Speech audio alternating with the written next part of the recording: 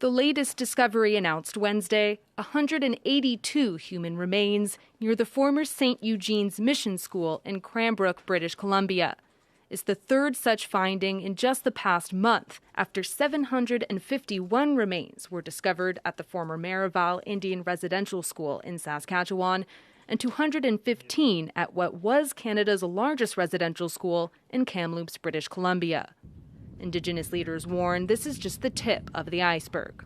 We have 139 sites across Canada where the residential schools were, and each and every one of those sites needs to be investigated properly. And this is a validation of what the survivors have been saying, that there are unmarked graves and that there has been death in these institutions.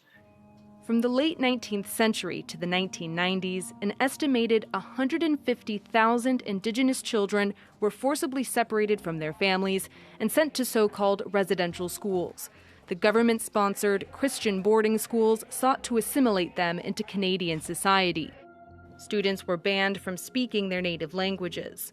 Thousands died, and many suffered physical and sexual abuse. The recent discoveries of the unmarked graves have sparked a national reckoning on colonialism as the country marks Canada Day on Thursday. On the eve of Canada Day, the horrific discoveries of hundreds of children at the sites of former residential schools in BC and in Saskatchewan have forced us to reflect on the historic and ongoing injustices that Indigenous peoples have faced. Our government continues to be there to acknowledge the truth so that we can chart a better path forward in the spirit of reconciliation.